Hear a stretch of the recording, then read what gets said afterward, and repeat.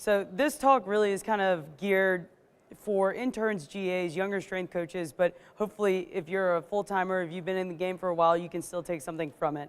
And when we talk about career progressions, I just wanted to kind of start off with building out a scene from a movie, okay? So if you imagine, here's this young warrior walking through a forest, and it's covered in snow, it's colder than it is outside, right? So he's just walking along, minding his own business, and you know, in all those scary movies where they kind of feel something, but they don't really see it, okay? That happens, and then he sees something out of the corner of his eye, and he's like, nah, it can't be. And then he comes face to face, turns a corner, and there's a lion standing straight in front of him. So what's the natural response if you see something like a lion standing straight in front of you? Biology, physiology says fight or flight response, get the hell out of there, right? Turn and run. But that's not what happens. This guy, he turns, he runs at the lion, chases the lion into a pit. That's where the fog comes in, snow starts falling. What happens? 20 minutes later, after all these fighting noises, out comes a man covered in blood that's killed this lion. Not what you expect at all. You know, it's like a movie starting and flipping the script right away.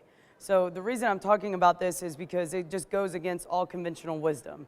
What that warrior had to do wasn't something that was logical. He went against the grain. He went against everything else that everyone else would have done. And it was really scary, but this was also the point that could prove to be the tipping point for the rest of his life.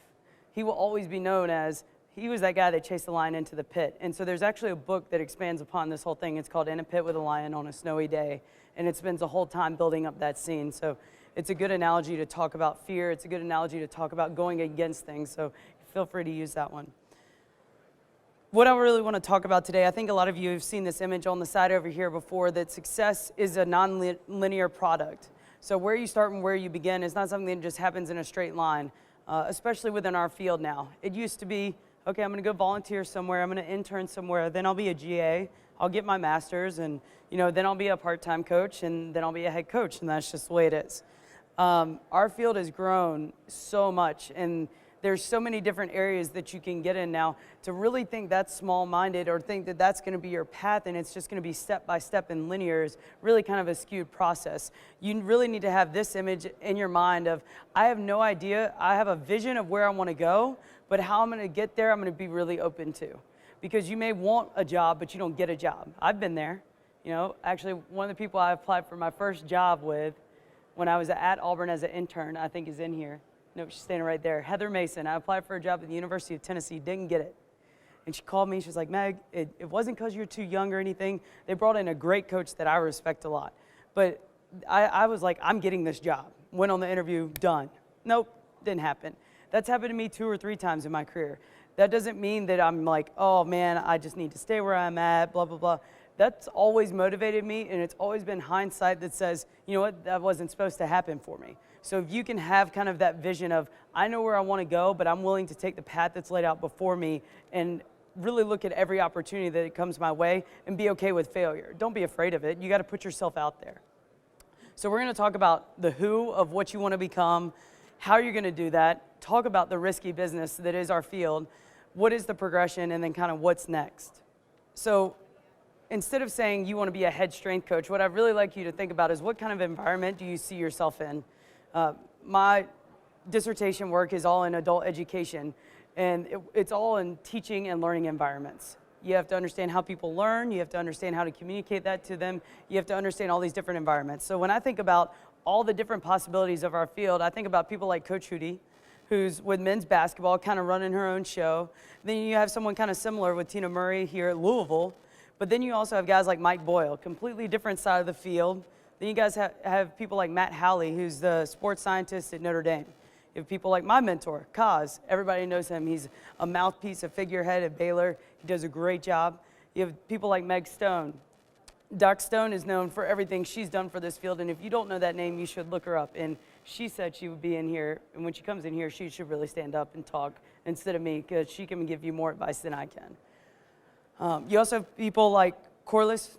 Corliss is a head football strength coach, so don't put yourself in a box just because of your gender either. So if you want to work football, do it. If you want to work with the U.S. ice hockey national team and travel in the Olympics and work with a nonprofit on the side, like all these opportunities are open to you. So don't just chase a logo, don't chase a school, and don't chase a coach. chase a vision, chase an environment, chase a style. So to do that, I have a vision board that I keep in my house, and in it, I use it every year, and I just erase it and write in chalk, put the months back up at the top, and I have literally, what values am I working on enhancing for myself this year? What education, both personally and in the profession, am I working on this year? What skills am I working to develop? What are my goals? I just turned 30, minor crisis. I survived it. But one of the things I'm doing is I have a 30 for 30. 30 of my friends have to give me one thing I have to do while I'm 30. So I'm already like going skydiving. I have to write a book. I'm not excited about any of these things, but that's a good way to put yourself out there and do things that you're afraid of. And then the last one is experience. What kind of experiences do you want in your life? Do you want to be in a place where there's going to be 20 people hustling on the floor? Do you want to be in a one-on-one situation? You need to think about the environment you really see yourself working in. What's the process like? I love using this quote after squat day with my soccer athletes. Discomfort in the service of change is no accident. It's necessary and normal. Because they always come to me like, they call me Mega. I don't know why. It has something to do with me yelling really loudly like a megaphone. But they'll be like, Mega, my legs are so sore. I'm like, well, did you think it was going to be easy? Did you think you were never going to be sore? I said, do you want to win another SEC championship? Is that part of your vision of what you want while you're here? Well, if so, you have to be okay with being uncomfortable. Coaches talk about that all the time. But when you start to really bring it in the day-to-day and say, this is part of discomfort. This is in the service of change. This is a planned discomfort. It's not something that happens without a thought process. And then I like this graphic I found when I was making this presentation. It's the 2% mindset, and I'd never seen it before. But I've seen like these with the comfort zone and being outside of it. This really kind of summated it in a different way. Staying within your comfort zone is fine. You can live there. You can procrastinate but get things done. You can live a dull life, but you're going to be inhibited a lot by fear. You're going to be just surviving, and you're going to have built up insecurities. And the other thing is you're just looking like everyone else. Everyone wants to stand out. You can't do that staying in this comfort zone. So you have to really explore new things. You have to, I think a great one is choosing happiness. Be a coach that people want to be around. Be a person that your head coach wants to be around. Find out how they are. You have to want to be around people. If you're staying in your office all the time and you're never getting out there and putting yourself out there, how are people supposed to know you? This is a risky business. You have to have the courage to overcome inaction inertia. And that might be standing on the elevator in awkward silence with 6 other people that are all on their phones. Maybe you're the one person to be like, well, hi, I'm Megan. Introduce yourself. But when I really think of inaction inertia, I think of obese people, right? So if I'm morbidly obese and I decide that I want to start working out, I can see my inaction inertia built up on my body. That's what I see there. So they have to have an amazing amount of courage to step into a gym and be like, I'm going to try and lose this weight. I'm going to work to overcome this, because there's a lot of fear built up in that. So their fear of missing out on a better life has to be greater than their fear of messing up or looking bad. They already probably have insecurity issues, so their fear of messing up is like what inhibits them. So to have the courage to overcome that inaction inertia that is fear, that's really big for them. I also think of dominoes. Sometimes, and that's why I brought up the lion, it's that tipping point, that one that just pushes the domino over that can set off a whole chain of events for the rest of your life. Not getting a job may have led you to someone that hires you 10 years down the road that you met that became a head coach somewhere else. It happens. So progression, I love talking about networking because I like talking to people. I'm pretty personable in that way. But I really wanted to kind of take a different spin on it. You need to know who the best people are in the field, but you don't have to be them. And you also need to know you have to be loyal when you create a network. So I gave a definition. I think of the dog that I'm getting this summer. And I really want an obedient, loyal dog. And obedience is a willingness to do whatever, whenever, and wherever you're called. And I love that. And I think about when I was an intern in a GA at Baylor, that's what it was. It was whenever, whatever, and wherever you're called. But more importantly than that, it becomes knowing that ahead of time. Thinking ahead. Can you be that one that before they even ask you a question, you're already in there doing the work? For your head coaches, for your head strength coach, whatever environment you're in.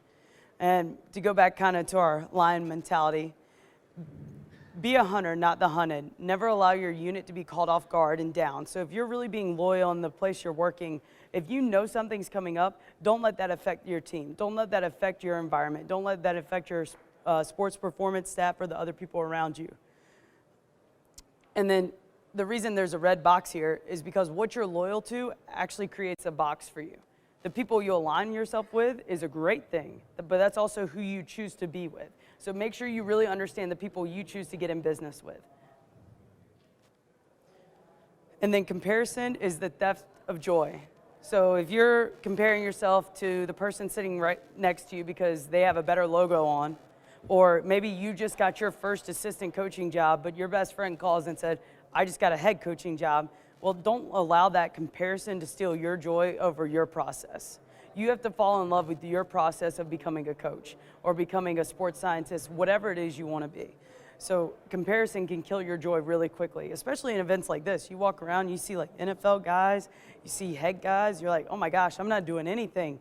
It's a lot more than just the logo and the title of their job.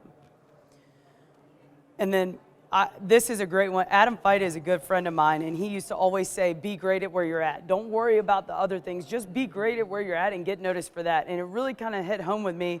If anybody read the book Tuesdays with Morrie, it's like an old school. Okay. So this is a quote from that. If you're trying to show off for people at the top, forget it. They just look down on you anyhow. And if you try and show off for the people at the bottom, forget it. They'll envy you. So wherever you're at, if you're trying to appeal to the people above or below you, you're missing out on where you're at. You have to have joy in the process, enjoy where you're currently at, and then really be great there. Because being great at that current step is what gets you the next one. Being able to squat 200 kilos really well, I wish I could, will get you to the 205 kilos. But if you're cutting it out, you're not getting that full range of motion, you're kind of skipping the process, you're not sticking to your training plan, you're not going to get there. All of you have great gifts, but you need to have a warning flag with this. It's a use at your own risk, and there's no lifeguard. There's no safety net. If my head coach leaves, there's a role change, you could lose your job. That's going to probably happen. It's okay. You're probably going to get fired at some point. People tell you that all the time in this field. No one believes it until it happens to you. You're like, oh, yeah, so they weren't lying.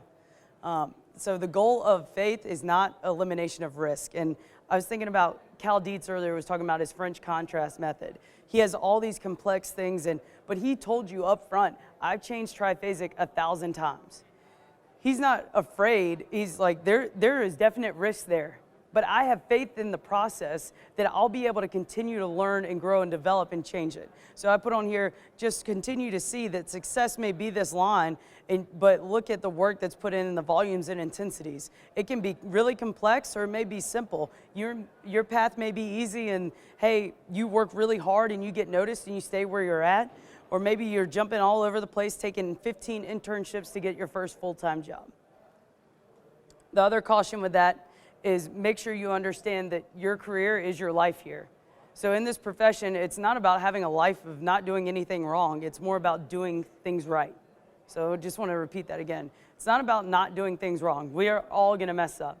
You know, I've been the coach, I've been the intern that misses an alarm and gets to a group late. I've been the one that's let a coach down. I've made mistakes, but the things I've done right, those are the ones I try and remember. Those are the ones that get me through, and I'm like, oh man, that was a great summer of conditioning. Best compliment I've ever gotten from my soccer coach. You just gave me the most fit team I've ever had, and she's been coaching for 20 years. And I'm like, okay, that's pretty cool. But fitness is the most important thing to her, so therefore it's the ultimate compliment from her. So really, it's all about mindset. Potential situations, I just wanted you to know you're going to be singled out. You're going to get mocked. You're going to be judged. My athletes love to mock me. It's their favorite thing. So it's going to happen. You got to be okay with that. You're going to be judged. You might be fired, and you're definitely going to be misunderstood. There's going to be people that don't know you, that see your Twitter. They're going to see your accounts, whatever, and they're like, oh, man, and they make the quick judgment calls. Until you meet them, it doesn't mean anything. So, and I've been in a case of that, too. I'm reading somebody's account. I'm like, man, they think they know everything about this. And I mean, I'm like, they know everything about this. So I really try and stay away from that judgment until I meet someone face to face. I put this up here, this little infographic, because careers, it really is about the two biggest things here. It's opportunity plus people. Opportunity happens because of that network and everything, but having an opportunity is because of the knowledge and the work you put in. the people are going to be the ones that help boost you into the career you want. So it goes back to having that network, but making sure you align yourself with a network that is true and proper for what you want. If you want to be a head football strength coach, I'm not sure that spending your time in research is the best thing for you. Make sure you understand where you want to go. Have a vision for that. The quick hitters for progression. So I love reading about military books. ROTC is huge at Auburn, so I get all these books sent over from the different guys. And some of the general ones I found from General Mathis, he says, be polite, be professional, and have a plan to kill everyone you meet. And I thought about it, I was like, I love that. I don't have a plan to kill any of you, but I do have a plan, and what is the purpose of this conversation? Why am I trying to meet this person? And that's not like, that's being honest with you. If I shake your hand and introduce, I may just want to get to know you, but I have a plan, I have a process there, and it's how can I help this person or how can this person help me? Because that's what's going to get you there. I just told you your career is opportunity plus people. And then the other one he said is I don't care how tactically or operationally brilliant you are if you can't create harmony. And this made me start thinking about there's all this technology. There's all these people in data science and sports science, but they aren't coaches and they aren't around people. People that know how to understand and speak to athletes and motivate your coaches. That's where you're going to make a selling point. So if you really understand technically and tactically and operationally how to run an organization, and I think quite a few people here have given good talks on that, and combine that with being okay with relating with people, being social, that's what's going to get you trust. And so he goes on to say, if you can't create harmony, even vicious harmony on the battlefield based on trust, then it's not going to work. It doesn't matter how brilliant you are. So what's next? When we talk about standards, the standard you hold yourself to has to be higher than anyone else's standard for you. If you don't have personal goals, if you aren't working personally to develop yourself, and I'm not just talking about developing like what's your squat and what's your clean, I'm talking about academically, are you trying to grow? Are you trying to get more certifications? Are you gaining understanding? Are you gaining insight?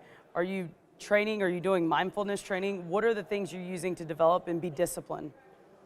Expectations. So if you have a vision, you need to make a regression model from that vision. Now that regression model doesn't need to be finite and laid out in pen, it needs to be laid out in pencil because you're gonna erase it a lot. But the steps of that should be your expectation levels.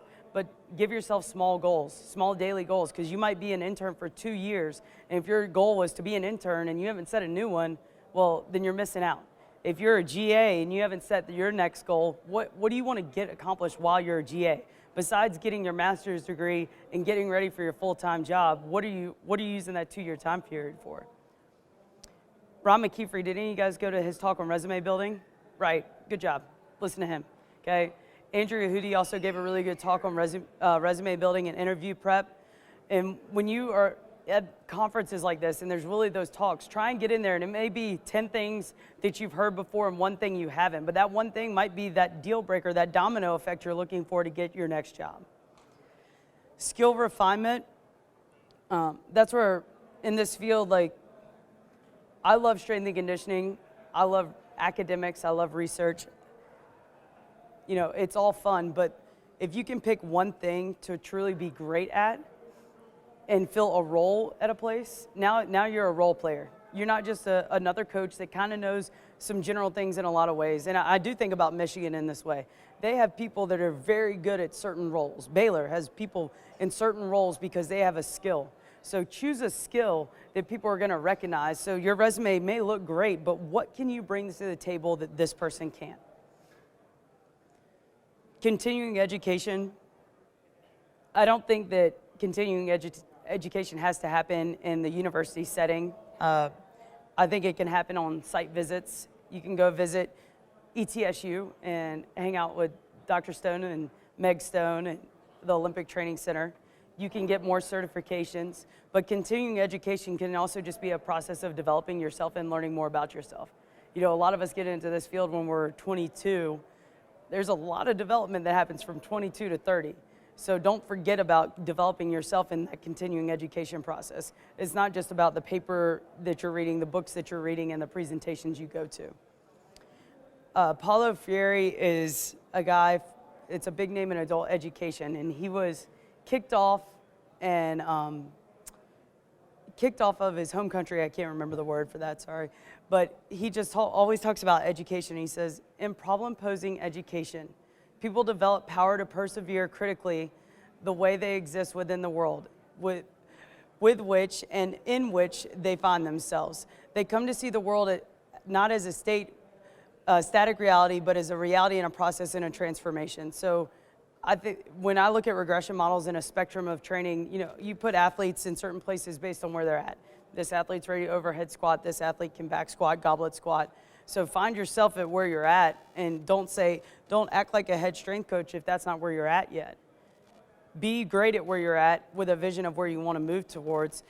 If you're that obese person that we were talking about earlier, they have to be okay with, I'm off my meds now, I'm losing 100 pounds, I'm losing 200 pounds, but you have to understand it's a process. And I'm really just trying to get across the point to you, there has to be some joy in this process.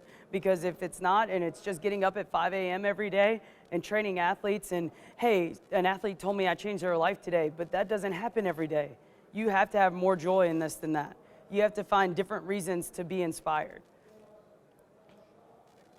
So the last thing I just wanted to leave you guys with is, by your discipline, you will decide if you're a hunter or a victim. So whatever you want, if you can be disciplined within that, that's what's going to decide what you're going to be in this world. If you're going to stay within your 98% or if you're going to be a 2%er. So if you can be a 2%er and be a hunter, I promise you can get to that vision of wherever you want to go.